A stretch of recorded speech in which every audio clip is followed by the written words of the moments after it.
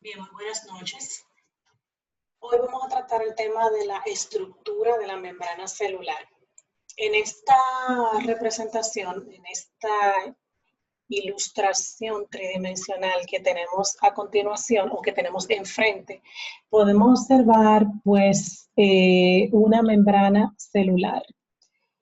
En ella vamos a identificar sus componentes principales que están aquí pues representados con distintos colores. Estos círculos, estas esferas que ustedes ven de color azul claro con pequeñas colitas, representan los fosfolípidos. Recordemos que pues la estructura de la membrana celular está conformada básicamente por lípidos, proteínas y pues en combinación con algunos lípidos y con algunas proteínas tenemos pequeñas cadenas de azúcares, oligosacáridos, que asociados con pues, las proteínas formarían glicoproteínas, y cuando estos oligosacáridos están asociados con lípidos forman los glicolípidos. Pero bien, si observamos con atención vamos a ver que pues una gran extensión de la membrana está conformada por lípidos.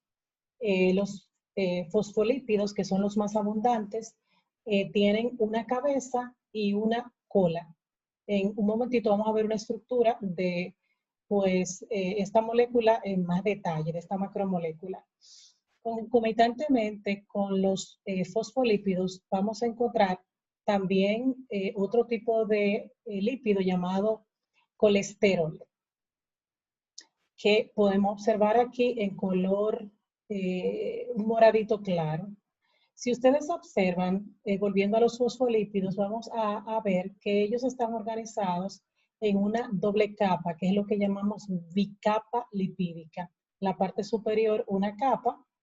Estoy pasando el puntero por la capa superior, y en la parte inferior vemos otra capa de lípidos, por eso se llama una bicapa lipídica. Y la bicapa lipídica está formada principalmente, fundamentalmente por fosfolípidos. Como ya les había comentado, en el interior pues de esta doble capa de lípidos, de fosfolípidos, vamos a encontrar el colesterol, que va a estar ayudando a que la membrana pues sea más cohesiva y tenga un poquito más de fortaleza y no sea tan pues tan móvil, tan fluida, que es pues la particularidad que le dan los lípidos. Vemos por otra parte que las proteínas, la membrana celular también está conformada por proteínas. Y vamos a tener proteínas de dos tipos: proteínas integrales como esta que vemos aquí, que pueden atravesar de un lado a otro la membrana, y proteínas pues que son integrales pero que no atraviesan totalmente la membrana. En un momento vamos a ver pues algunas de las funciones de las proteínas en la membrana celular. Como ya les había mencionado, estas colitas que ustedes ven aquí, o estas estructuras alargadas que ustedes observan aquí, representa a los carbohidratos. Cortas secuencias de carbohidratos forman lo que se llaman los oligosacáridos, y como les dije, pues muchos de estos oligosacáridos están combinados o con una proteína o con un lípido. En esta micrografía estamos observando donde está la flecha, pero pues toda esta estructura que ustedes ven aquí, que parece como una carreterita, pues representa la membrana celular. Aquí vemos cómo la parte oscura pues representa las proteínas. Pueden ser proteínas pues ya sea de superficie, periféricas, o proteínas integrales, pero la parte oscura pues representa las proteínas, y la parte más clara que está en el centro pues es lo que tiene que ver con pues los lípidos que están en el interior. ya sabemos que los lípidos van a estar pues tanto en la parte, tanto externa como interna. Se me pasó mencionarles algo muy importante, súper importante. La parte de los lípidos, para que puedan entender mejor la estructura, la micrografía que les estoy mostrando. Esta bicapa lipídica, como ya les dije, está conformada por fosfolípidos, pero si observamos con detenimiento, vamos a ver que estos lípidos, como les dije, tienen una cabeza y una cola. Pues la parte externa, tanto hacia el medio extracelular como hacia el medio intracelular, pues la conforman las cabezas de los fosfolípidos. Y la parte interna, estamos viendo que todas las colitas, tanto de los fosfolípidos que están en la parte superior como de los que están en la parte inferior, las colas se chocan y básicamente eso es lo que ustedes observan como la parte clara en el interior de pues esa, esa, esa capa trilaminar formada por dos, una aquí arriba, otra aquí abajo oscura, oscuro, oscuro y en el centro clarito. Pero bueno, ahora mismo vamos a seguir aprendiendo un poco más los, eh, sobre los fosfolípidos. Entonces, aquí tenemos un esquema, una representación donde vemos una doble capa de lípidos, como le decía, cabecitas fuera y las colitas dentro. En azul oscuro estamos haciendo un zoom de este fosfolípido para que podamos entender mejor cómo está conformado, pero aquí debajo hay un diagrama que puede ayudarnos todavía mucho más. El fosfolípido está conformado, ustedes saben que los lípidos están formados por glicerol y ácidos grasos. Algunos lípidos, ¿ok? No todos, pero entonces, ¿qué sucede? Que tenemos aquí en esta parte, en la parte superior del glicerol tenemos una molécula, tenemos un grupo fosfato. Y este grupo fosfato le da una polaridad a esta célula. Siendo polar, pues es hidrofílica, quiere decir que atrae el agua. En el caso de bajo del glicerol vamos a tener las colas de ácidos grasos y las colas de ácidos grasos son no polares, por lo tanto son hidrofóbicas. ¿Qué quiere decir esto? Que esta molécula tiene pues una una dualidad en cuanto a que tienen polaridades diferentes. Polaridades diferentes no, sino que la parte superior hidrofílica es polar y la parte inferior hidrofóbica es apolar. Y esto es a lo que se refiere como anfipatía.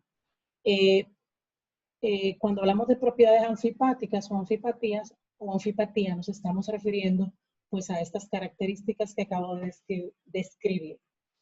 ¿Qué sucede? Que las colas hidrófobas pues repelen el agua y en ese sentido pues las moléculas conformadas por este tipo de eh, los lípidos conformados por estas moléculas de fosfolípidos, cuando están en el agua, van a tener, se van a distribuir de manera tal que las colas se van a atraer y las cabezas van a estar siempre del lado donde esté el agua. En la siguiente diapositiva vamos a entender mejor la conformación tridimensional de estas moléculas cuando están en medios acuosos para que ustedes entiendan por qué adquiere esta configuración.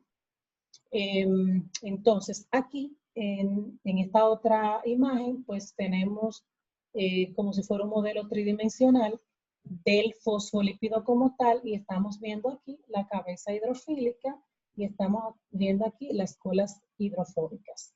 Esta información, este concepto, la comprensión de esta estructura y de cómo pues están localizados a su vez las moléculas que la conforman a esta macromolécula es de gran importancia para poder comprender la dinámica de la membrana celular. Así que por favor, les recomiendo que hagan estos esquemas para que ustedes puedan ayudarse pues, a tener un mejor dominio de esta información. Continuamos. En esta diapositiva estamos observando lo que yo les mencionaba ahorita, que cuando los fosfolípidos están en el agua van a formar bicapas por las propiedades anfipáticas que acabo de describir. En esta, por ejemplo, en esta micela, que es algo mucho más elemental, vemos cómo no forman una bicapa, pero todas las colitas la vemos orientadas, las puntas de las colas hacia un centro donde no tienen contacto con el agua, y todas las cabezas hidrofílicas van a estar en contacto con el medio exterior. En este caso, estamos viendo cómo sí hay una organización semejante a una bicapa, pero en este caso cerrada, formando un liposoma. Y aquí vemos pues lo que yo les mencionaba ahorita. Esto es una representación de una bicapa lipídica. Muy bien, continuamos.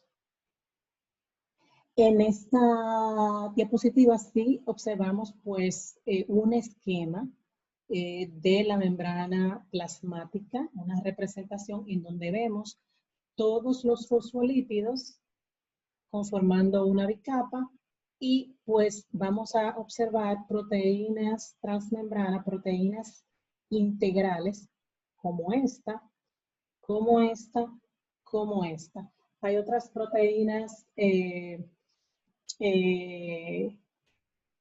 son llamadas proteínas periféricas. Las proteínas periféricas podemos observarlas de un lado o de otro lado de la membrana. En esta ocasión, esta proteína está combinada con una secuencia de carbohidratos con un oligosacárido conformando una glicoproteína. Aquí tenemos un lípido asociado a una secuencia de carbohidratos formando un glicolípido. Aquí tenemos un ejemplo de una proteína que tiene la función de canal, y a través de ella van a pasar algunas moléculas específicas. ¿Qué más? Y muy importante, tenemos aquí en amarillo, ustedes pueden ver como si fueran unos hexágonos, sí, unos hexágonos que forman como una hilera, y esta es la representación del colesterol. Entonces, si vamos a resumir, los componentes principales de la membrana, los componentes básicos de la membrana plasmática son los fosfolípidos, las proteínas. Las proteínas se subdividen en proteínas integrales o transmembrana y proteínas periféricas. Y por otro lado, combinada con proteínas o con lípidos, vamos a tener los carbohidratos, formando secuencias cortas llamadas oligosacáridos. Esta representación que vemos aquí es la representación del modelo de mosaico fluido. Y vamos en una diapositiva más adelante a ver cuáles son las características fundamentales de este modelo. Aunque ya he hablado de cuál es pues, la configuración, la localización de cada una de estas moléculas, de estas macromoléculas, cómo es que están arregladas, conformando pues la barrera que es la membrana celular. Ya mencionamos lo de las proteínas integrales y de las proteínas periféricas. También hablé un poco sobre pues, las proteínas combinadas con los carbohidratos formando glucoproteínas o glicoproteínas. Las glicoproteínas tienen un papel muy importante en lo que es el reconocimiento celular asociado a lo que es el sistema inmunológico, y también pues sirven en otros, son diversos, muchos tipos de glucoproteínas o glicoproteínas, y en algunos casos pues estas glucoproteínas hacen el papel de receptores hormonales. En esta diapositiva vamos a observar que las proteínas que forman parte de la membrana van a tener muchas diversas funciones dependiendo pues de su posición en la membrana, de la estructura de la proteína y de su posición. Van a tener pues papeles diferentes. Como les mencioné hace un ratito, algunas proteínas van a tener la función de transporte como canales proteicos, permitiendo el paso de distintas sustancias o moléculas. Tenemos un video de transporte de membrana a continuación y ustedes podrán pues aprender un poco sobre transporte. Entonces, aparte de los canales proteicos para el transporte, sobre todo en el transporte facilitado, vamos a tener bombas de proteínas que van a trabajar pues en el transporte activo. Como mencioné hace un rato, hay proteínas que hacen la función de receptores. En otros casos hay proteínas que hacen el papel pues de anclaje. Son proteínas que van a servir para que otras proteínas se adhieran y le van a servir de soporte. En un ejemplo típico de esto son proteínas periféricas en la cara interna citoplasmática que se unen al citoesqueleto para ayudar a anclar estas proteínas del citoesqueleto. Y por otro lado, hay proteínas transmembrana que le sirven de anclaje a otras proteínas que forman parte de la matriz extracelular. En el caso del reconocimiento celular, pues hay proteínas que hacen el papel de antígenos, como en el caso de las glucoproteínas que están en la superficie de los glóbulos rojos, que permiten pues el reconocimiento celular en el caso específico de los grupos sanguíneos, del grupo sanguíneo, del sistema de grupo sanguíneo ABO, pues vamos a tener pues antígenos para sangre A, antígenos para sangre B, en el caso de los tipos de sangre A o sangre B, respectivamente, y en el caso de los individuos de sangre AB vamos a tener la superficie antígenos AB. Estos antígenos, reitero, están conformados por glucoproteínas con secuencias específicas. Otra de las funciones de las proteínas de membrana tiene que ver con las uniones entre células, formando diferentes tipos de uniones entre las células vecinas. Nos estamos refiriendo, por supuesto, a organismos pluricelulares.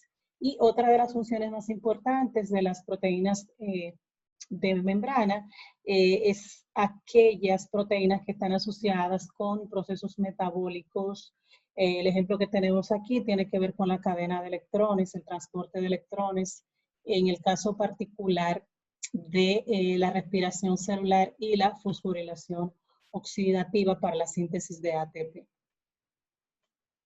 En el caso del colesterol vamos a hablar un poquitín sobre la importancia del colesterol en las membranas celulares. Aquí tenemos la estructura de una molécula de colesterol. Esta macromolécula tiene pues en un extremo un grupo hidroxilo y tiene pues una cola no polar hidrofóbica. En ese sentido, la orientación se va a parecer mucho a la orientación del fosfolípido. La parte hidrofílica va a estar asociada con la cabeza hidrofílica del fosfolípido y la parte de la cola hidrófoba del colesterol va a estar asociada también a las colas hidrófobas de ácidos grasos de los fosfolípidos, como ustedes pueden observar.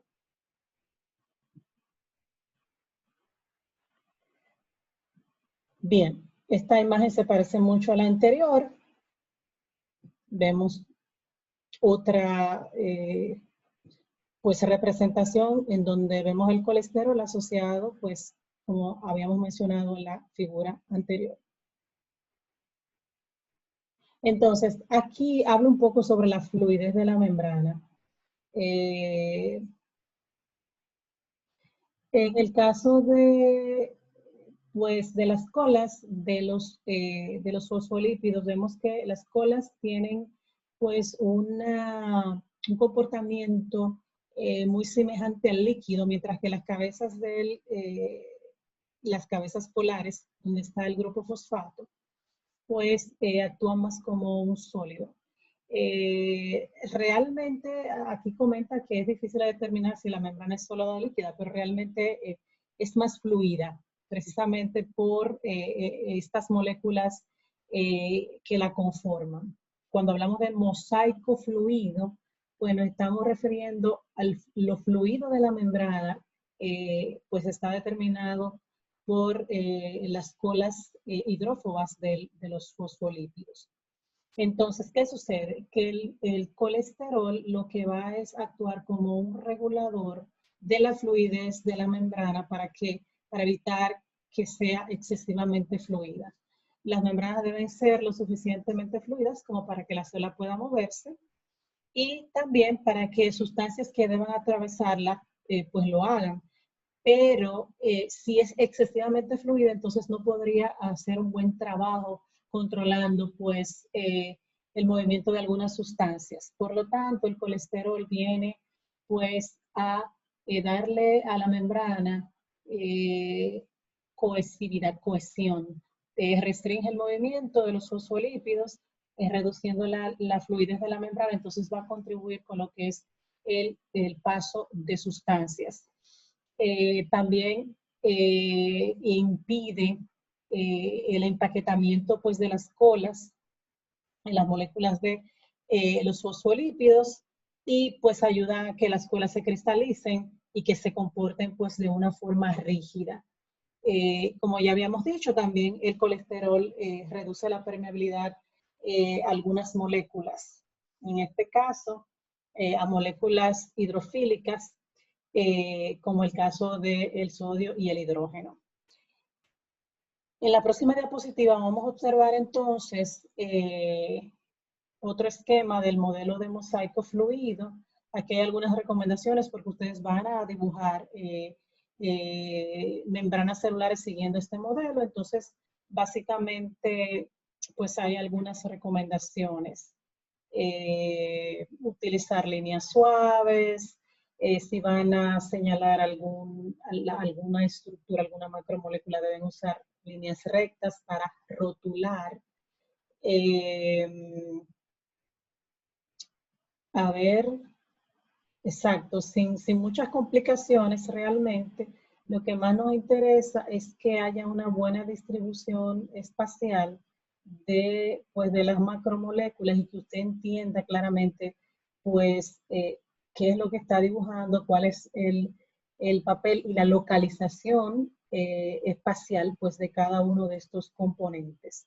Ya hemos hablado bastante pues, de la capa lipídica, por supuesto, y pues de la presencia de proteínas integrales o transmembrana y de proteínas de superficie que pueden estar, ¿no? Que están tanto a un lado como a otro de la membrana. Tenemos acá la cara externa, que es la que se refiere a la cara de la membrana que está en contacto con el medio extracelular, y a la cara interna, que es la parte de la membrana que está en contacto con el citoplasma. Es importante que ustedes vean esto aquí porque más adelante estaremos hablando pues de algunas evidencias que permitieron desde el punto de vista experimental generar este modelo y si ustedes observan pues si abrimos la membrana vamos a ver en el interior pues algunas proteínas. Si una proteína atraviesa de un lado a otro pues vamos a ver si abrimos, vamos a ver parte de esa proteína aquí dentro, ¿verdad? Parte fuera y parte dentro. Entonces, les estoy avanzando un poquito sobre, al mismo tiempo que estoy describiendo esta estructura, para que ustedes se familiaricen con ella. Deben practicar dibujar la membrana siguiendo el modelo de mosaico fluido para que en el momento en que les toque llevar a cabo la actividad, no les resulte muy difícil. De ahora en adelante vamos a hablar un poco sobre la evolución del modelo de mosaico fluido. Este modelo, pues, es producto de un proceso a lo largo de muchos años. Y bueno, vamos a hablar un poquitín. Pero antes de hablar de la historia, vamos pues a observar que las características principales están aquí enumeradas. Estas características ya yo las he ido enumerando a lo largo de mi presentación, pero están aquí enumeradas, aunque no tengan número. Las moléculas de los fosfolípidos van a formar una bicapa. Los fosfolípidos son fluidos y son los que le dan pues el nombre de, cuando hablamos de mosaico fluido, nos referimos a lo fluido, es a los lípidos, y la parte del mosaico es como algo más, más estable, por decirlo así. Ustedes conocen bien lo que es un mosaico. Entonces se refiere a las proteínas. Los fosfolípidos se trasladan de un lado a otro de la membrana por movimientos laterales. Las proteínas periféricas ya sabemos que se unen a la cara, a la superficie externa o interna de la membrana, mientras que las proteínas integrales pueden permear, pueden atravesar la membrana de un lado a otro. Ya hemos repetido bastante, la membrana es un mosaico fluido de fosfolípidos y proteínas, y también las proteínas pueden moverse lateralmente a lo largo de la membrana. Vamos a conocer el modelo que le antecedió al modelo de mosaico fluido, que se le llamaba el modelo de sándwich, el modelo de Dobson y Danieli. ¿Okay? Dobson y Danieli, este modelo fue presentado en el año 1935, y ellos pues proponían que si la membrana estaba conformada por una bicapa lipídica, esta propuesta de bicapa lipídica fue pues propuesta en el 1925 por Gorten y Grendel. Ellos fueron quienes propusieron que la membrana estaba conformada por una doble capa de lípidos a raíz de unos experimentos que realizaron precisamente con membranas de glóbulos rojos de eritrocitos. Previo a Dobson y Danieli, Overton había descubierto pues la naturaleza lipídica de las membranas celulares. Pero volviendo al modelo de Dobson y Danieli, que es el modelo pues que era ampliamente aceptado antes del modelo presente, pues el modelo, como les dije, se le llamaba también el modelo de sándwich. ¿Por qué? Porque ellos proponían que las proteínas de la membrana estaban dispuestas en la parte superior, es decir, la membrana conformada por una doble capa de lípidos, y era como la parte interna de una doble capa de proteínas. Ustedes dirán, profe, ¿cuál es la diferencia? Sí, en este modelo ellos proponían que las proteínas cubrían totalmente la parte superior de la membrana, tanto en la parte superior, en la cara, vamos a decir que da al espacio extracelular, como en la cara interna que da al citoplasma. Ellos decían que estaba tapizada esta bicapa en la parte superior estaba tapizada de proteína, y que la bicapa y que la parte inferior de la bicapa a su vez también estaba cubierta por otra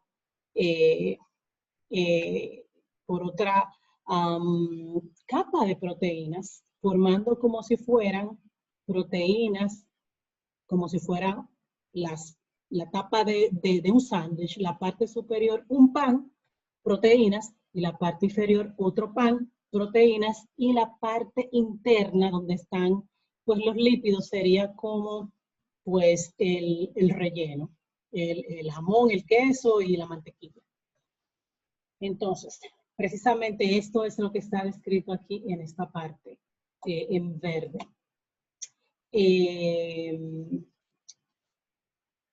Bien. Ellos interpretaron pues la trilámina que vimos en la diapositiva número 2 y que aquí hay una pequeñita representación. Pues ellos decían que la parte superior eran esta línea negra, es proteína, la línea blanca, lípidos, y la otra línea negra, proteínas.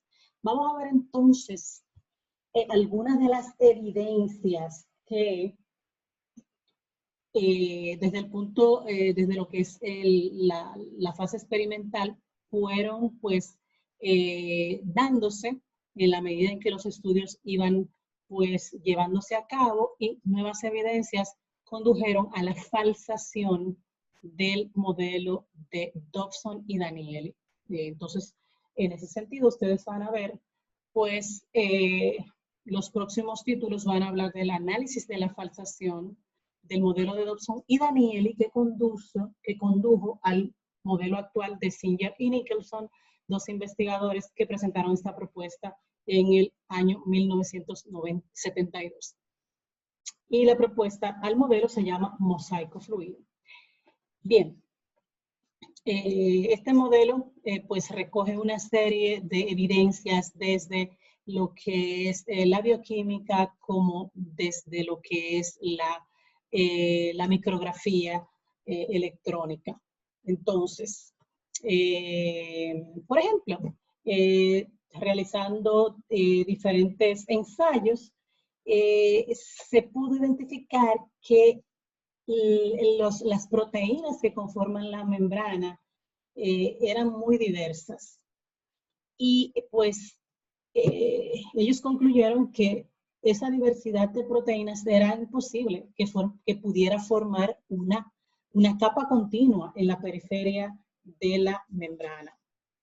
Y qué importante, algunas regiones de las proteínas de membrana tenían regiones hidrofóbicas, lo cual sería imposible que estas proteínas estuvieran en la parte externa de la membrana. Entonces, eso condujo ya a comenzar a tener dudas, porque las informaciones producto de estos ensayos, de estos estudios, estaban indicando hacia otra dirección. Otra interesantísima evidencia fue un ensayo que se realizó etiquetando pues proteínas con anticuerpos fluorescentes. Y vamos a ver en la próxima diapositiva esto que está descrito aquí. Vamos a ver con una imagen, vamos a ver de manera más clara en qué consistió el experimento. Pues utilizaron células de ratón y células humanas. Y esta parte, esto que está aquí, si ustedes ven, lo que estamos refiriéndonos a estos circulitos es a proteínas de membrana. Las proteínas humanas van a tener una H y las proteínas de ratón van a tener una M.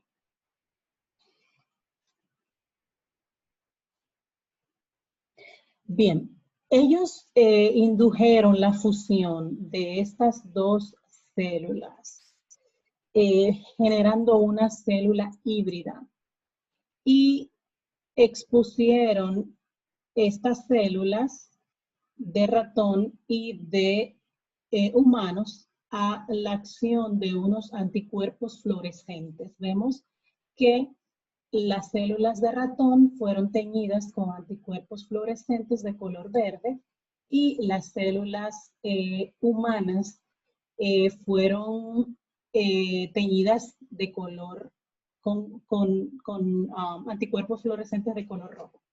Estamos viendo cómo al cabo de varios minutos, en este caso un corto tiempo de 5 minutos, estamos viendo cómo comienza un proceso pues de movimiento de las proteínas, tanto de ratón como de provenientes de humanos, comienzan a moverse. Y al cabo de 40 minutos vemos cómo adquieren pues una distribución totalmente diferente al inicio. Al cabo de 40 minutos, pues las proteínas etiquetadas con estos anticuerpos fluorescentes ya están totalmente mezcladas, es decir,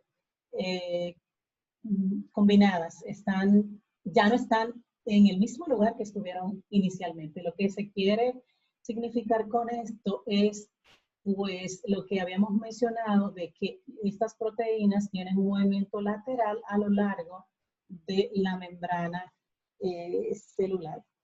Esto habla bastante sobre pues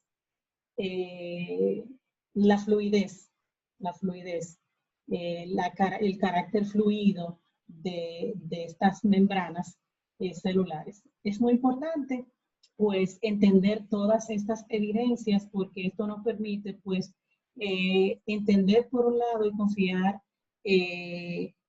pues en que el modelo de mosaico fluido ciertamente pues permite no solamente entender la membrana, sino también, pues, no solamente entender la estructura, sino también la dinámica de la membrana y muchas de las funciones de la membrana basadas, pues, en la estructura. Recuerden que hay una relación directa entre estructura y función. Por último, tenemos la última evidencia, que es un ensayo de criofractura. ¿Y qué es la criofractura?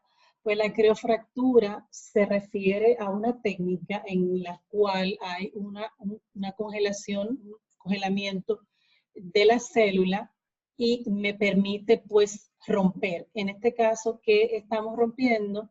Pues estamos abriendo la membrana. Ustedes recuerdan que en una diapositiva en la que hablaba sobre las recomendaciones para el dibujo, yo les decía que prestaran mucha atención a la apertura de la membrana donde se mostraba una cara externa y una cara interna. Y pues la criofractura lo que hace es precisamente es que genera pues una ruptura de este espacio, vamos a decirlo así, que está en medio de la bicapa, pues permite abrir y al abrir, pues podemos observar pues la estructura de estas capas, vamos a decir. ¿Y qué se vio ahí? Pues que una parte de la membrana tenía, míralo aquí habla de la parte interna de la capa de lípidos, donde vamos a ver toda esta superficie rugosa se refiere a estructuras globulares, de proteínas globulares que atraviesan la membrana. Yo voy a volver al dibujo anterior para que ustedes puedan entender mejor lo que les estoy explicando. Aquí está. La criofractura lo que hace es que genera esta línea que ustedes ven aquí, que es bien suave y débil, delimita pues una bicapa de otra. La criofractura lo que hace es que permite que yo pueda romper y abrir. Cuando se abre, pues en esta cara nosotros podemos ver que hay en el interior de la cara. Si yo no lo hubiera abierto, no se puede observar. Entonces, en una de esas caras ellos pudieron observar pues la presencia de algunas proteínas que atravesaban la membrana, lo cual tumba, por decirlo de alguna forma, pues el modelo anterior que pues afirmaba que las proteínas solamente estaban en la parte superficial, tanto externa como interna de, de la membrana. Espero que ustedes hayan entendido, pues, sobre todo esta última parte, refiriéndonos a la parte de la criofractura y la, pues la evidencia, voy a corregir esto, falsación, y la evidencia de que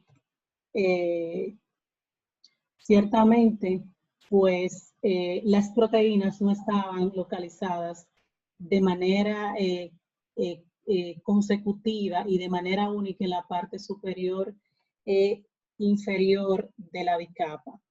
Entonces, nada, con esto nosotros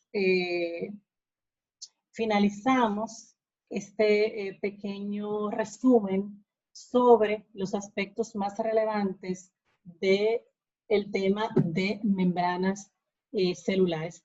Voy a aprovechar y voy a agregar algunas informaciones que entiendo que pueden ser de utilidad a modo general. Pienso que es bueno aprovechar. Entonces,